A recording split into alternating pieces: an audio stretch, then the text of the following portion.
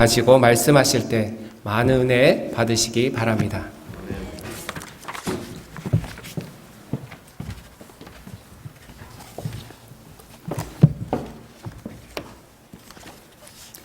할렐루야. 여러분들 만나뵙게 돼서 반갑습니다. 행복을 전하는 교회, 줄여보는 게 행전교회여서 참 의미가 있다 생각을 했습니다. 박준대 목사님 신대원에서 같이 동기로서 공부했고요. 또 교회 안 사역지에 와서 이렇게 말씀을 전하게 된 것 참으로 기쁘게 생각합니다. 전하는 자나 듣는 자가 오늘 장로님 기도처럼 은혜 충만한 시간 되기를 바랍니다. 일부 예배에서도 소개를 해드렸는데요. 설교를 하기 전에 한 가지 말씀을 드리고 싶습니다. 어느 한 목사님이 셰플에 설교로 초청받아서 갔습니다. 고등학교였는데요. 강단에 올라갔는데 아이들이 전혀 주목하지 않습니다. 떠들고 잡담하고 시끄럽게 하고 있는 모습을 보면서 목사님이 참다 못해 소리를 쳤습니다. 야 임마! 아이들이 쳐다봤겠죠? 이렇게 설명을 합니다. 네, 저는 오랫동안 이스라엘에서 선교하고 있는 목사입니다. 이스라엘에서 야는 야훼 하나님을 가리키는 말입니다. 할렐루야 할 때 야가 여호와를 찬양하라, 야훼를 찬양하라 이런 의미이죠.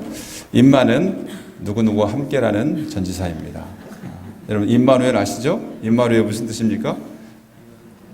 하나님이 우리와 함께 하신다.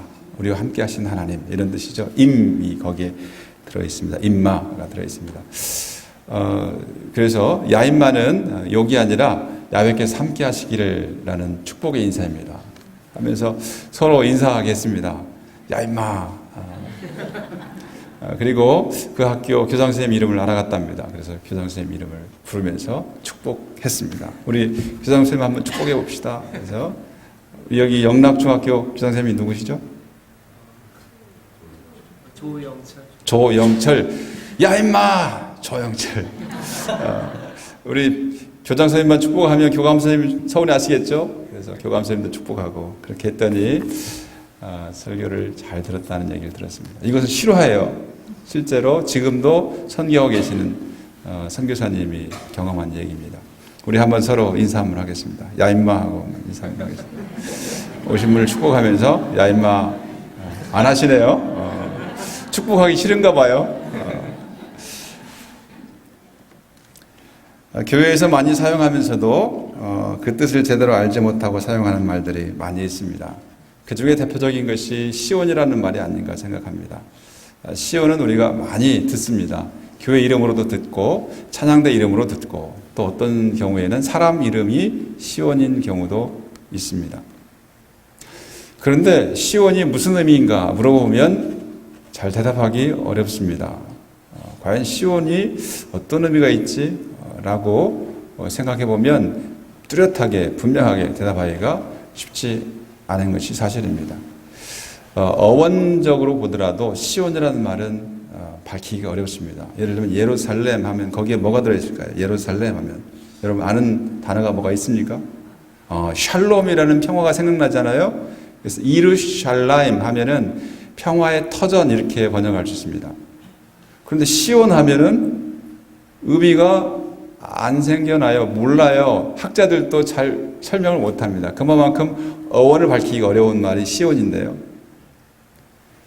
시온이라는 말 자체를 밝히기는 어렵지만 성경에서 시온이 의미하는 말은 매우 크다라는 사실입니다. 그래서 오늘 이 시간 여러분들이 말씀을 통해서 시온이 무엇을 의미하는지 또 시온은 나에게 어떻게 적용될 수 있는지를 경험하며 나누는 시간 되기를 바랍니다.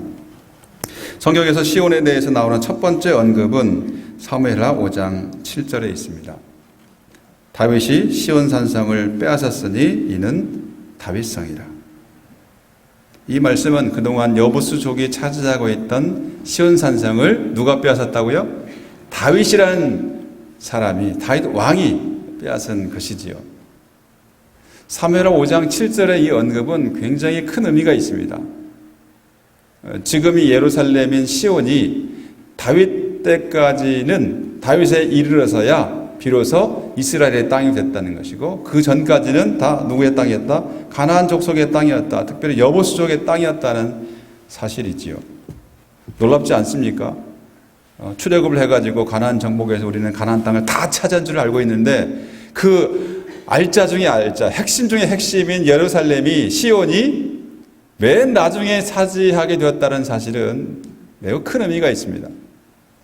어쨌든 그 의미를 다 이 시간에 말할 수는 없고요.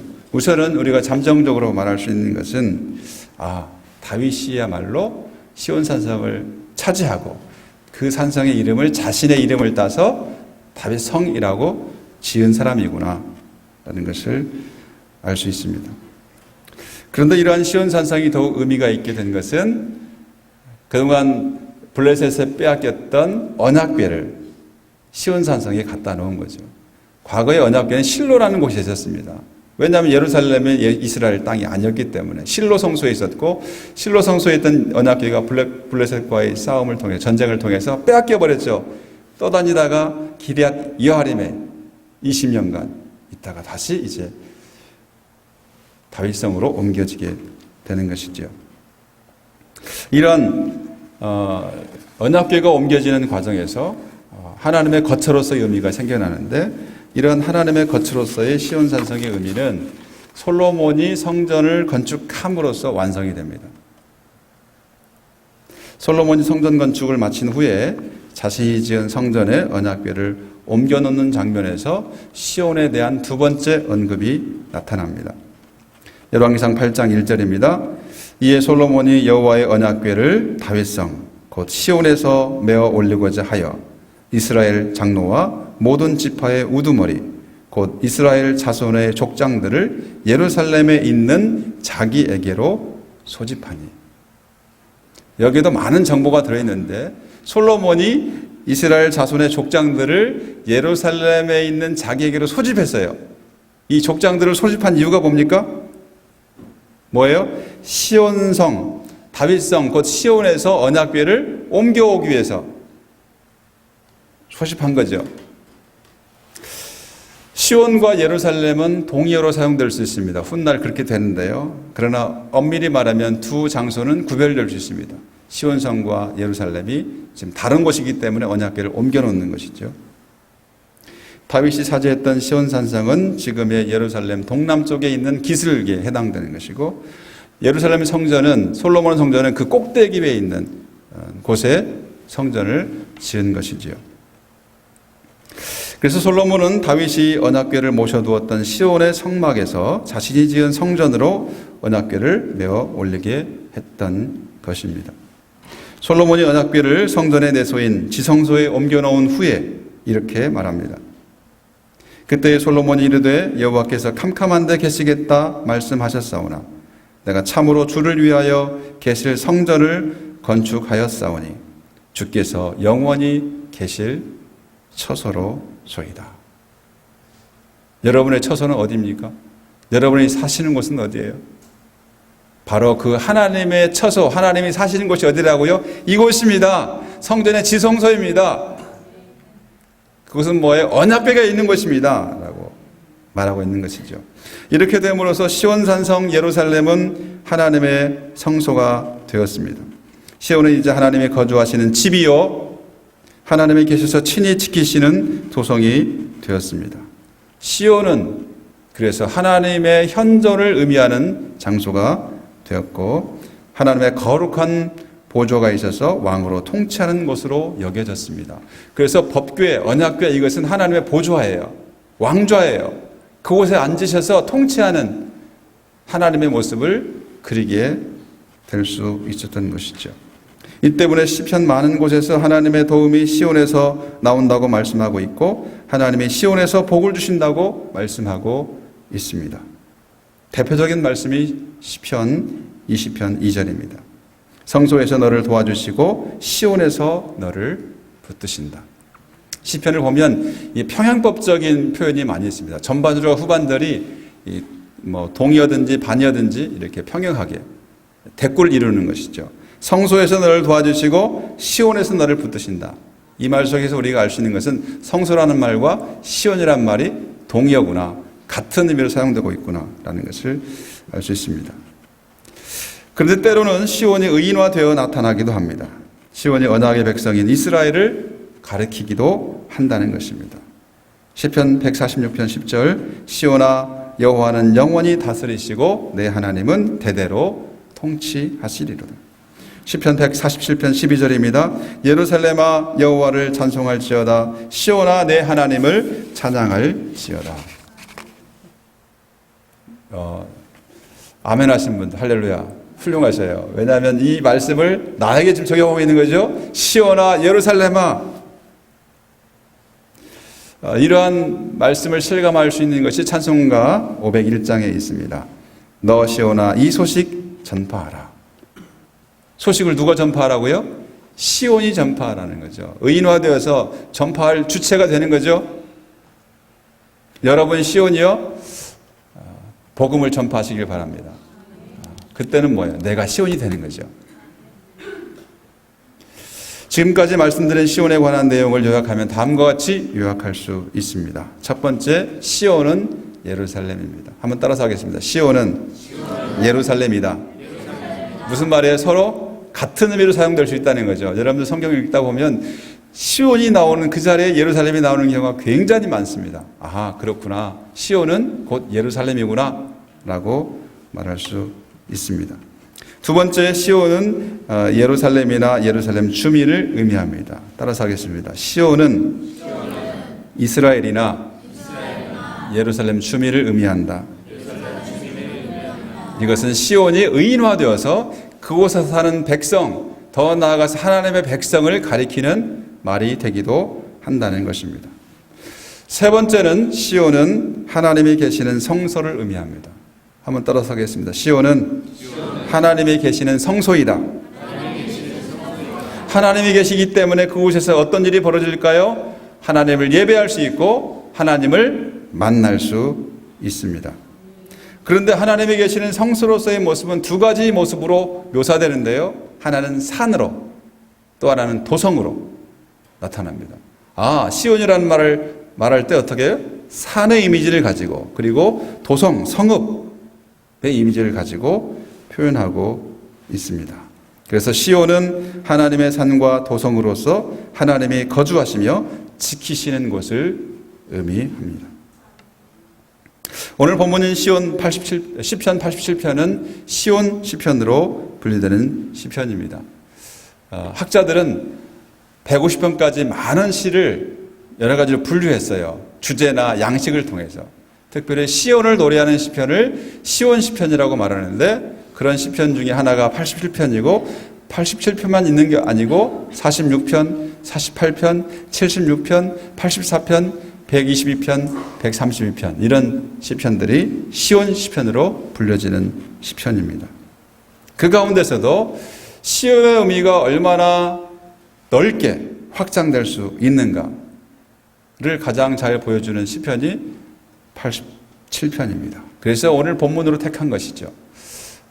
87편은 3년으로 구분할 수 있습니다. 여러분들 시를 구분할 때 배우셨죠? 1년, 2년, 3년 이렇게 구분하기도 하죠? 성경도 마찬가지예요. 내용을 따라서 1, 2, 3년으로 구분할 수 있습니다. 1년인 1절로 3절을 함께 봉독하겠습니다. 시작. 같이 읽습니다. 시작. 그의 여전히 성산에 있으며 여호와께서 야곱의 모든 거처보다 시온의 문들을 사랑하시는도다. 하나님의 성이여 너희가 영광스럽다 말하노라. 아멘. 여기서 주목해야 될 두 가지 단어가 있습니다. 하나는 성산이라는 말과 또 하나는 하나님의 성이라는 말입니다. 아까 예루살렘 의미를 설명할 때 장소로서의 두 가지 이미지가 나타난다고 그랬죠. 하나는 산이고 하나는 도성, 성이라는 말입니다. 이것은 시온이 하나님의 산, 성산은 거룩한 산이죠. 거룩한 산 위에 건설된 도성이라는 사실을 의미합니다. 실제로 시온은, 예루살렘은 해발 800m 고지대에 위치해 있습니다. 여러분들이 예루살렘을 방문해 보면 주변이 다 높기 때문에 거기서 고만고만해서 별로 높지 않게 느껴지지만 지도로 또는 지형적으로 단면을 이렇게 그려보면 지중해 해발 0m에서 800m까지 점차 올라가는, 서쪽에서 동쪽으로 점차 올라가는 지형으로 되어 있습니다. 그래서 그 지형의 정점에 예루살렘, 시온이 있는 것이죠. 이러한 지리적 조건과 함께 하나님이 거하시는 도성으로서의 시온은 특별한 의미를 갖게 됩니다. 그것은 세계의 배꼽으로서 하나님의 산을 가리킨다는 것입니다. 시온 시편 중에 하나인 48편 1절과 2절에서는 익히 잘 알려진 말씀이 기록되어 있습니다.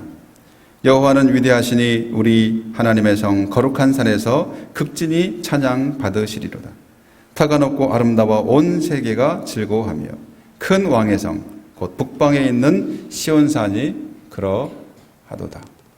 여러분들 이 말씀을 읽으면 노래가 떠오르지 않습니까? 어떤 노래가 있습니까? 크신 주께 영광 돌리세. 그 찬양이 떠오르죠. 48편을 기초로 한 찬양이죠. 그런데 이 내용을 잘 읽어보면, 잘 음미해보면 좀 의문이 생겨날 수 있습니다. 터가 높고 아름다워 온 세계가 즐거워하며. 얼마나 터가 높길래 온 세계가 즐거워할 수 있을까? 여러분들 북한산 보고 온 세계가 즐거워한다고 말할 수 있습니까? 북한산이 800m 정도 되죠? 백두산 보고 온 세상이 즐거워한다고 말할 수 있습니까? 뭐 온 세상이 즐거워한다고 하면 에베레스트 산 정도는 돼야 되지 않습니까? 뭐 8,000m 뭐 이렇게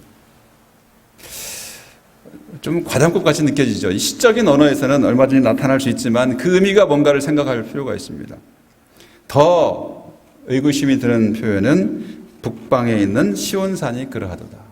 시온산이 북방에 있다는 것이죠. 사실 북방이라고 표현하면 북극 정도에 있어야 북방이라고 말할 수 있잖아요. 근데 시온산은 북극하고는 상당히 차이가 있죠. 그보다 훨씬 높은 지역이 많으니까. 그렇다면 이 북방이라고 번역된 이 말은 어떻게 이해되는가? 뭐 여러분들 성경을 읽을 때 그렇게까지 생각지 않고 읽죠. 그냥 성경은 성경이니까 그런가 보다 하고 있는데 의미를 해보면 성경이 어떤 것을 의미하는가를 생각해보면 좀 의구심이 들 수 있습니다.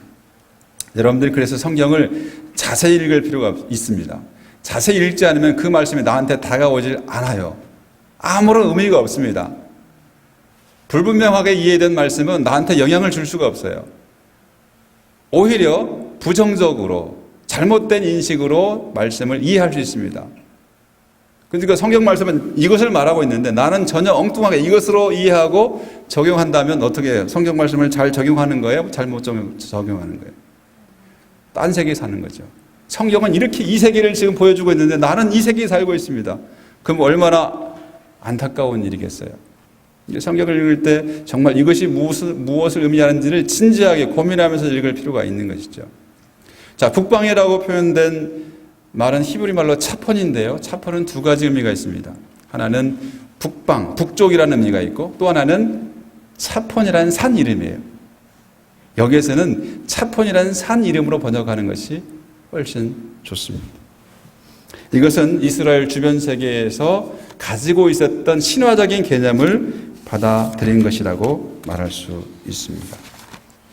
이 차폰산은 지금 확인할 수 있습니다. 지금 레바논과 시리아 국경에 있는 지중해 연안에 있는 여러분들 한번 가서 찾아보세요. 아크라라는 산이 있습니다. 과거에는 카시우스 산이라고 불려졌는데요. 이 아크라 산이 과거에 차폰산으로 불려진 산입니다. 이 산은 1700m의 높이를 자랑하고 있습니다. 1700m면 높습니까? 낮습니까? 그저 그렇습니까? 800m에 비하면 상당히 높은 거죠. 우리도 1700m면 상당히 높은 산이에요. 한라산이 한 1900 됩니까? 뭐 그 정도 되죠? 상당히 높은 산이죠. 그 지역에서는 고대 시리아 가나 문화권에서는 그곳이 신의 산이라고, 신들의 모임의 장소라고 알려졌습니다. 그 사람들은 다신론을 믿고 있었기 때문에 신들이 그곳에 모여서 회의를 하는 장소다 이렇게 생각을 했습니다. 그러니까 이 산은 그리스의 신화로 보면 올림푸스 산과 같은 의미가 있습니다. 올림푸스 산에 제우스가 신들을 모아놓고 회의하는 장소로, 거주하는 장소로 알려지고 있잖아요. 제가 학교에 있기 때문에 학생들을 데리고 성지답사를 합니다. 그리스 지역도 몇 번 갔었는데요. 그리스 지역 갈 때 제가 반드시 가게 하는 두 곳은 델피 신전과 올림푸스 산입니다.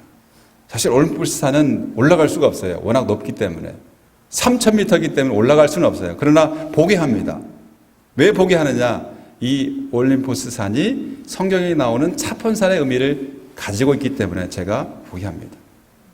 델피 신전은 여러 신전이 있었지만 가장 요즘 말하면 효험이 좋다는 신전이에요.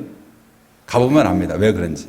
어쨌든 거기는 설명을 하지 않겠고요. 올림푸스 산은 3,000m에 달하는 산이기 때문에 대부분 갈 때마다 구름이 걸쳐 있어요.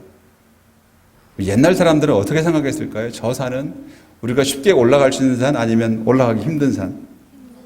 그리고 저 산은 어떤 곳이라고 느낄까요? 늘 구름에 가려 있고 눈이 내렸을 때 하얗게 보이고 그렇게 보면 아주 멀게 느껴지겠죠. 그래서 고대인들은 이 산은 하늘에 속한 산, 천상에 속한 산이라고 생각했고 땅의 세계와 다른 곳이라고 생각했고 그래서 그곳에 신들이 모여있다, 거주한다라고 생각할 수 있었겠죠. 바로 그러한 산의 의미, 그것이 차폰산에 있고 그 차폰산의 의미가 오늘 성경에서는 시온산의 의미에 담겨 있는 것이죠. 자, 이런 차폰산의 의미를 확인할 수 있는 곳 한 곳 더 보겠습니다. 이사야 14장 13절과 14절입니다. 우리 함께 읽겠습니다. 시작.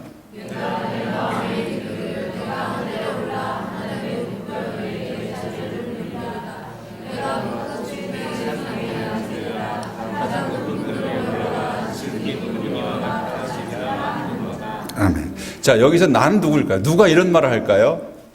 여러분들 성경을 읽을 때 질문을 해야 돼요. 이거 누가 말하는 것이지? 나가 누군지도 모르면 본문 이해가 안 되겠죠. 이때 이 화자 나는 바벨론 왕이에요. 바벨론 왕이 이렇게 말하고 있다는 거죠. 뭐라고 말하고 있습니까? 내가 어디 앉으리라? 뭇별과 높은 구름 위와 같은 북극 지폐의 산. 뭇별과 높은 구름이라는 것은 천상을 말하잖아요. 그 천상을 뭐라고 표현하고 있습니까? 북극 지폐의 산이래요. 북극에 있는 지폐의 산. 여러분 그냥 넘어가잖아요. 그냥 그러겠지. 근데 좀 이미지가 떠오릅니까? 여기서 북극이라고 번역된 말이 히브리 말로 차포제예요. 아까 북방산 할 때. 좀 이제 감이 오시죠? 그러니까 바벨론 왕이 어디에 앉을 것이라고 말하고 있다는 겁니까? 신들의 모임이 이루어지는 차폰산에 앉을 것이라고 말하고 있는 것이죠. 그 말은 자신을 어떻게 여기는 거예요? 신들의 하나로 여기는 것이죠. 바벨론 왕의 교만을 보여주는 말씀입니다. 이렇게 신들의 모임이 이루어지는 차폰산의 의미와 개념이 적용된 곳이 시온산이었습니다. 하나님의 산이요 하나님의 도성으로서의 시온은 지형상의 높이가 800m에 불과하지만 의미상으로 보면 세상 어떤 곳보다 높은 산으로서 하나님의 영광과 아름다움을 나타내는 산이 되었습니다. 그래서 시온은 세계의 배꼽이요 세상과 우주의 중심으로 이해된 것입니다. 예언자 이사야는 2장 2절에서 말일에 다음과 같은 일들이 일어날 것이라고 예언합니다. 말일에 여호와의 전에 산이, 여호와의 전에 산은 뭘 뜻할까요? 시온산이 모든 산 꼭대기에 굳게 설 것이요 모든 작은 산 위에 뛰어나리니 만방이 그리로 모여들 것이라. 시온산에 비하면 모든 산들이 어때요? 작은 산이에요. 왜요? 시온이 가장 높은 산이기 때문입니다. 말일에 시온이 세계 가운데 가장 높은 산이 될 것이요 모든 민족들이 그리로 몰려들게 될 것이라는 말씀입니다. 이렇게 시온이 세상에서 가장 높은 산이 되고 우주의 중심이 되기 때문에 시온은 천상과 지상이 만나는 곳을 의미하기도 했습니다. 그래서 고대 이스라엘 이스라엘인들에게는 시온에 올라가는 것은 지상에서 천상의 세계로 올라가는 것과 같았고, 시온에서 예배하는 것은 천상에서 하나님을 만난 것과 같은 의미가 있었습니다. 나는 순례자입니다. 어디를 가는 순례자예요? 오늘 어디를 향해서? 시온성을 향해서, 거룩한 성을 향해서. 바로 거기에 시온성의 의미가 있는 거죠. 히브리서 12장 22절 24절 함께 읽겠습니다. 시작.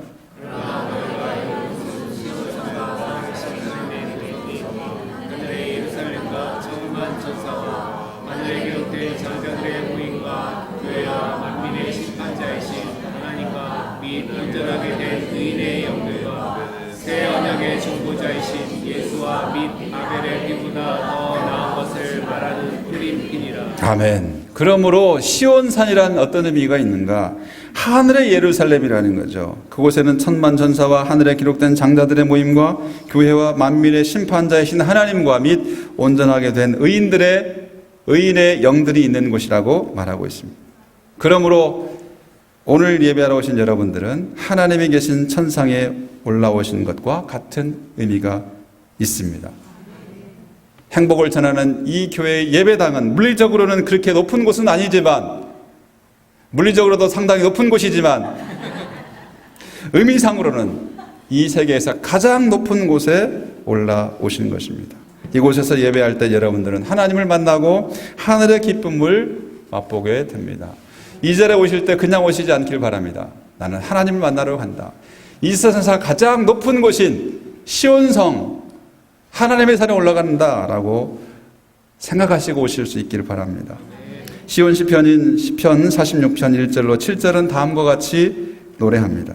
하나님은 우리의 피난처시요 힘이시니 환난 중에 만날 큰 도움이시라. 그러므로 땅이 변하든지 산이 흔들려 바다 가운데 빠지든지 바닷물이 솟아나고 뛰놀든지 그것이 넘침으로 산이 흔들릴지라도 우리는 두려워하지 아니하리로다. 왜 그렇습니까? 한 시내가 있어 난 위에 흘러 하나님의 성 곧 지존하신 이의 성소를 기쁘게 하도다. 하나님이 그 성 중에 계심에 성이 흔들리지 아니할 것이라. 새벽에 하나님이 도우시리로다. 문나라가 떠들며 왕국이 흔들렸더니 그가 소리를 내심에 땅이 녹았도다.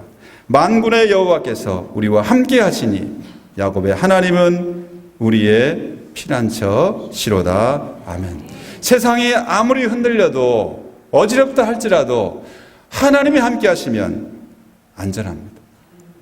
하나님이 시온에 계셔 피난처가 되신 이곳을 여러분이 찾아오시고 하나님을 만난다면 문나라가 떠들고 왕국이 흔들려도 안전하고 하나님의 안전과 평화를 경험할 수 있습니다.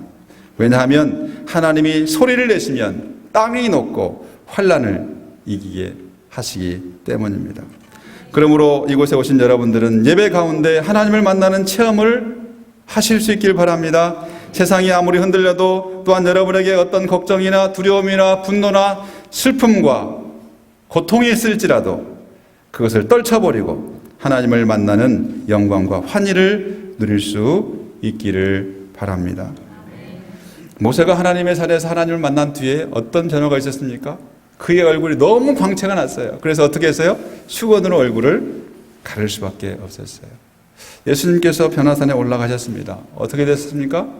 변화되셨죠? 왜 변화되셨을까요? 하나님과 함께 하셨기 때문에 변화되는 거예요. 얼굴에 해같이 빛나고 옷이 빛과 같이 희어진 영광의 모습으로 변화되었습니다. 이곳에 나와 예배함으로 하나님을 만나고 나면 새롭고 영광스러운 모습으로 변화해야 합니다. 특별히 오늘 예배를 마치고 가신 여러분의 얼굴에는 광채가 나시기를 바랍니다. 예배 가운데 하나님을 만남으로 하나님께 주신 평강과 위로가 여러분의 얼굴을 밝게 빛나게 하고 여러분의 삶을 슬픔에서 기쁨으로, 탄식에서 찬송으로 변화시키는 놀라운 역사를 경험하는 저와 여러분 되시기를 바랍니다. 이연 같이 읽겠습니다. 4절로 6절입니다. 시작. 나는 나아가 바벨론이 나를 이기는 자중이 있다 말하리라. 보라, 블레셋과 드로와 구스여 이것들로 거기서 났다 하리로다. 시온에 대하여 말하기를 이 사람 저 사람이 거기서 났다 말하리니 지존자가 친히 시온을 세우리라 하는도다. 여호와께서 민족들을 등록하실 때에는 그 수를 세시며 이 사람이 거기서 났다 하시리로다. 아멘. 아마 여러분들이 이 시편을 읽을 때 이게 무슨 말이지 할 거예요. 80편을 많이 읽었지만 그 말의 의미가 뭔지를 잘 느끼지 못할 수도 있습니다. 사실 성경은 쉽지 않아요. 그냥 쉽게 이해될 수 있는 책은 아니에요. 특별히 시편이 그렇습니다. 시편은 압축된 언어로 사용하기 때문에 도대체 뭘 의미하는지를 잘 따져봐야 그 의미를 그나마 느낄 수가 있습니다. 이 부분은 매우 놀라운 사실을 말하고 있습니다. 라합과 바벨론이 나를 아는 자 가운데 있다고 말할 것이라고 말합니다. 라합이 무엇이고 누구입니까? 바벨론이 누구입니까? 바벨론이 누구길래 나를 아는 자 가운데, 하나님을 아는 자 가운데 있다고 말하는 것입니까? 라합은 여기서는 사람 이름이 아닙니다. 기생 라합이 아니에요. 이집트를 가리키는 상징어예요.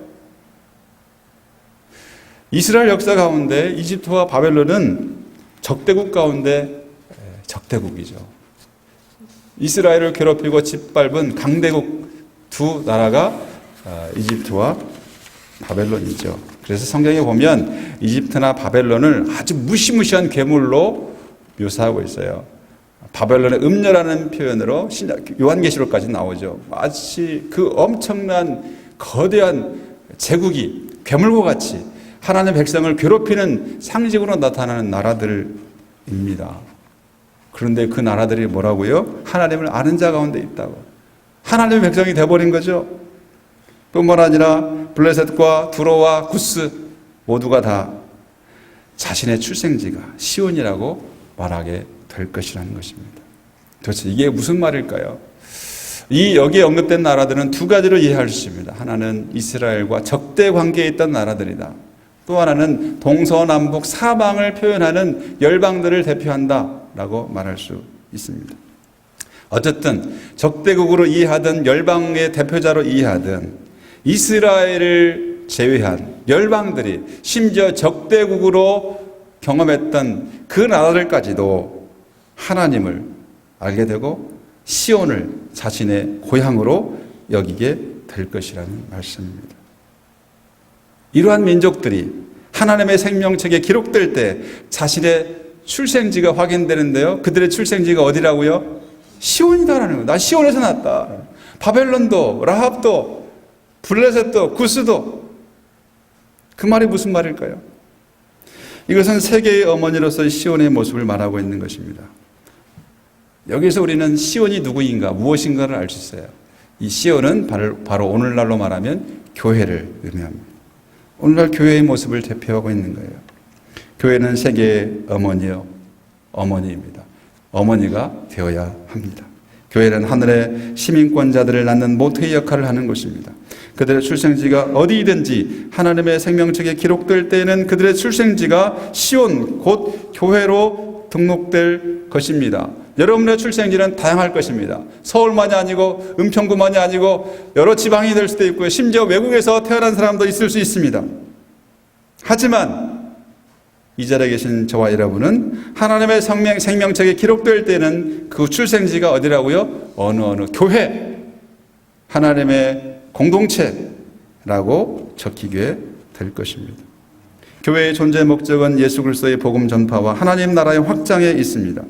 교회가 사명으로 감당하는 선교는 교회가 세상의 어머니의 역할을 하는 것입니다.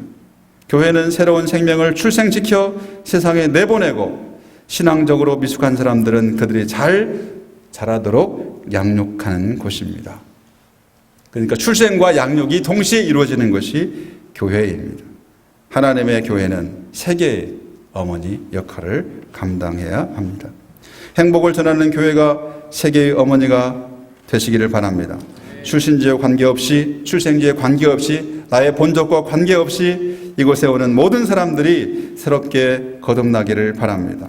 이곳에서 거듭난 사람들이 성장하고 성숙해서 다른 영혼들을 살리고 하나님의 나라를 더욱 크게 만드는 일에 쓰임 받기를 바랍니다. 수없이 많은 사람들이 내가 태어난 곳이 행복을 전하는 교회다, 행복을 전하는 교회는 나의 영적인 고향이다 라는 고백을 나누고 전할 수 있기를 바랍니다. 3년 함께 읽겠습니다. 7절입니다. 시작. 노래하는 자와 뛰어노는 자들이 말하기를 나의 모든 근원이 내게 있다 하리로다. 아멘. 시편 한 편에 이렇게 놀라운 엄청난 파노라마가 그려지고 있어요. 7절은 이제 모여든 열방들이 함께 뛰놀며 축제의 장면을 벌이고 있는 모습을 보여주고 있습니다. 열방들이 춤추며 노래하며 말할 것입니다. 뭐라고 말합니까? 나의 모든 근원이 너에게 있다. 이때 너는 누구를 무엇을 가리킵니까? 시온을 가리키는 거죠. 나의 모든 근원이 시온 너에게 있다라고 말한다는 것입니다. 그렇다면 이 근원이라고 번역된 말은 무엇을 의미할까요? 이 마의안이라는 히브리 말은 근원으로 번역될 수도 있지만 좀 더 원천적인 뜻은 샘입니다. 샘, 파운틴, 샘. 샘이 어떤 것을 의미하죠? 성경에서 수원지가 굉장히 중요한데요. 비가 오면 물이 공급되죠? 또 강이 물을 공급할 수 있죠? 근데 그보다 더 중요한 게 샘물이에요. 샘물은 늘 솟아나니까, 끊임없는 물을 공급하니까. 생명력을 제공하고 끊어지지 않는 물의 근원이 시온에 있다고 말하는 것입니다. 생명의 샘, 생명의 젖줄로서의 시온의 모습을 보여주고 있습니다. 이것은 시편 1편에서 자기 곁에 심겨진 나무의 잎을 푸르게 하고 열매를 맺게 하는 시내를 떠올리게 합니다. 또한 이것은 온 세상에 생명의 물줄기를 제공하는 에덴 동산의 4개의 강줄기를 떠올리게 합니다. 아까 언급한 구절, 다음 구절인 이사야 2장 3절에서 이렇게 말합니다. 많은 백성이 가며 이르기를 오라 우리가 여호와의 산에 오르며 야곱의 하나님의 전에 이르자. 그가 그의 길을 우리에게 가르치실 것이라. 우리가 그 길로 행하리라 하리니 이는 율법이 시온에서부터 나올 것이요 여호와의 말씀이 예루살렘에서부터 나올 것임이니라. 이 나온다는 말이 무슨 말이에요? 그냥 뚜벅뚜벅 걸어 나온다? 히브리 말로 보면 이것은 흘러나오는 것을 의미합니다. 이것은 마치 율법이 물과 같이 시온에서 흘러나오고 여호와의 말씀이 예루살렘에서 흘러나오는 것을 묘사하는 것과 같습니다. 그렇다면 뭐예요? 시온과 예루살렘에는 뭐가 있어요? 수원지가 되는 거죠. 물이 흘러나올 수 있는 샘과 같은 역할을 한다는 것이죠. 사랑하는 성도 여러분, 우리의 근원이 시온에 있습니다. 우리의 출생지가 시온일 뿐만 아니라 시온은 우리에게 끊어지지 않는 생명수를 제공합니다. 교회는 한번 태어나는 것으로 그 의미를 다하지 않습니다. 교회는 이 땅에서 살아가는 동안 생명수를 공급받는 곳입니다. 교회는 내 영혼을 살리고 영혼의 목마름을 채우는 생명의 강, 생수의 강이 흐르는 곳입니다. 우리는 교회에 나와 말씀으로 공급받고 예배를 통해 새로운 힘을 얻습니다. 시온에 나올 때 생수의 강을 경험할 수 있기를 바랍니다. 예배 때 선포되는 생명의 말씀으로 치유되고 회복되고 새롭게 되는 놀라운 역사를 날마다 매주마다 경험하는 여러분 되시기를 바랍니다. 여러분에게 이러한 시온의 의미가 넘치기를 바랍니다. 또한 행복을 전하는 교회가 여러분에게 시온이 되기를 바랍니다. 시온에 계신 하나님이 시온을 사모하며 시온에 나오는 여러분들을 늘 지키며 도우시며 함께 하시기를 소망합니다. 기도하겠습니다. 주님 감사합니다. 오늘 또 주님의 날을 맞이하여 주님께서 계신 이곳 시온산성 오게 하셔서 하나님을 만나고 예배하며 말씀 듣게 하시니 감사합니다. 우리의 삶 가운데 시온이 떠나지 않게 하시고 시온을 사모함으로 시온에서 하나님을 만남으로 시온에서 공급하여 주시는 하나님의 놀라운 능력을 경험함으로 새로운 힘을 얻고 이 세상에서 넉넉히 승리하며 살아가는 하나님의 참다운 백성들, 참된 시온들이 다 될 수 있도록 인도하여 주옵소서. 감사드리며 예수님의 이름으로 기원합니다. 아멘.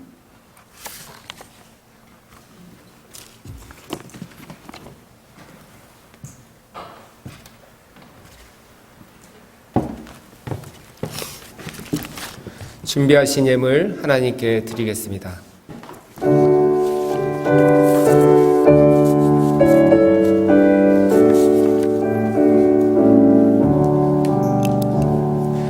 내게 있는 모든 것을 아낌없이 드리네. 사랑하고 의지하며 주만 따라 살리라. 주께 드리네. 주께 드리네. 사랑하는 구주 앞에 모두 드리네. 내게 있는 모든 것을 겸손하게 드리네. 세상 욕심 멀리하니 나를 받아 주소서. 주께 드리네. 주께 드리네. 사랑하는 구주 앞에 모두 드리네. 내게 있는 모든 것을 주를 위해 드리네. 주의 성령 충만하게 내게 내려주시옵소서. 주께 드리네. 주께 드리네. 사랑하는 구주 앞에 모두 드리네.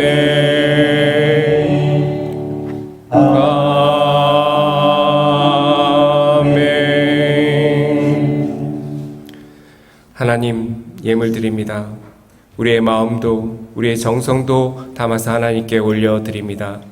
우리 주님 기뻐 받아 주시옵시고 이 예물이 쓰여지는 곳곳마다 주의 영광이 드러나며 많은 이들 예수님 만나는 역사가 일어나게 하여 주시옵소서.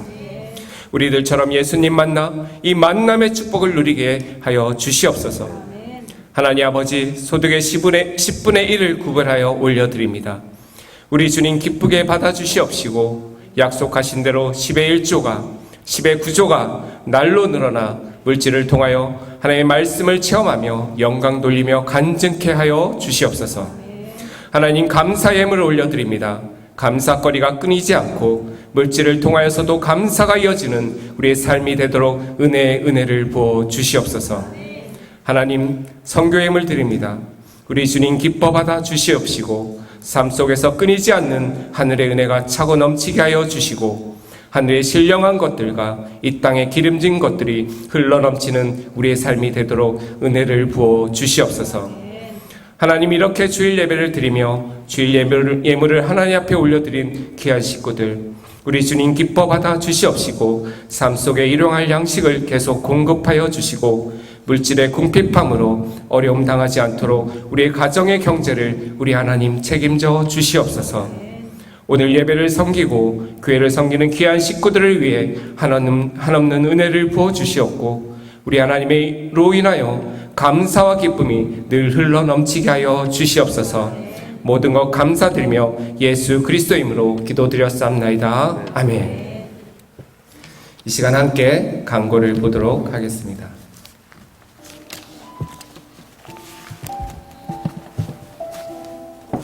환영합니다. 처음 오신 분들을 예수님의 이름으로 축복하며 환영합니다. 등록하기를 원하시는 분들은 생가족팀의 안내를 받으시기 바랍니다. 오늘 오전 1부, 2부 예배는 황경태 목사님께서 설교해 주셨습니다. 감사합니다. 오늘은 행복저금통을 헌금하는 주일입니다. 응암동 열흘가정을 위해 함께 기도하며 헌금합시다. 10월 7일부터 18일까지 필리핀 신학교 강의와 한인교회 집회 임차 담임 목사님께서 출타 중이십니다. 각 사역팀 및 교회학교 회계 담당자분들은 회계 정보를 다음 주일까지 행정팀으로 제출해 주시기 바랍니다. 오늘 청소는 바울, 바나바, 마리아, 에스라입니다. 감사합니다. 오늘 이 시간 장신대 교수님이신 하경태 목사님 나오셔서 귀한 말씀 해주셨는데 우리 다 같이 감사합니다. 박수 한번 올려드리겠습니다.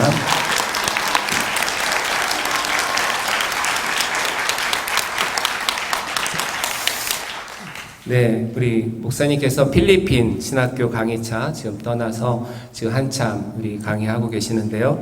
우리 한인교회 집회 모든 일정 가운데 함께 해달라고 여러분 계속적으로 기도하여 주셔서 정말 은혜 가운데 잘 마치고 돌아올 수 있도록 주님 기도하여 주시기 바랍니다. 이제 다 같이 일어나셔서 옆에 분들하고 인사를 나누겠습니다. 주님 안에서 사랑하고 축복합니다. 주님 안에서 사랑하고 축복합니다. 우리 주보에 기록된 지난주 암송 말씀 사도행전 20장 24절입니다. 함께 암송하겠습니다. 시작. 내가 달려갈 길과 주 예수께 받은 사명 곧 하나님의 은혜의 복음을 증언하는 일을 마치려 하면은 나의 생명조차도 조금도 귀한 것으로 여기지 아니하노라. 사도행전 10장 24절 말씀. 아멘.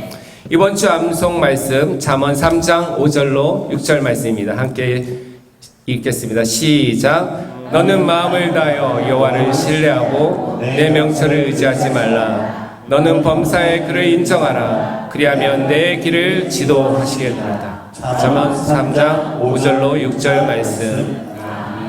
우리 다시 한번 옆 사람과 인사할까요? 사랑하고 축복합니다. 네, 이 시간 파송의 노래 부르시며 삶의 현장으로 나아가도록 하겠습니다.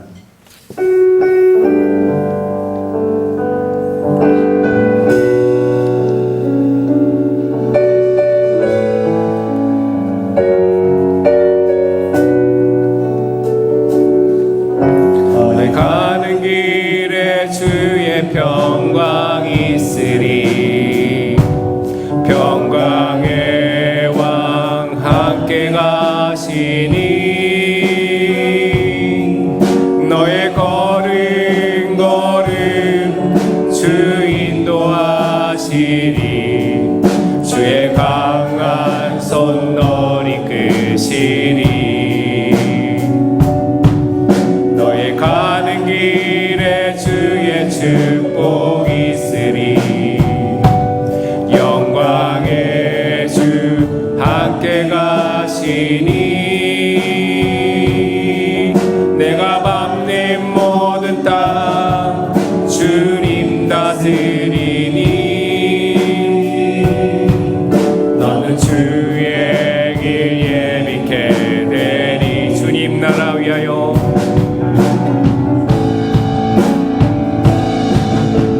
주님 나라 위하여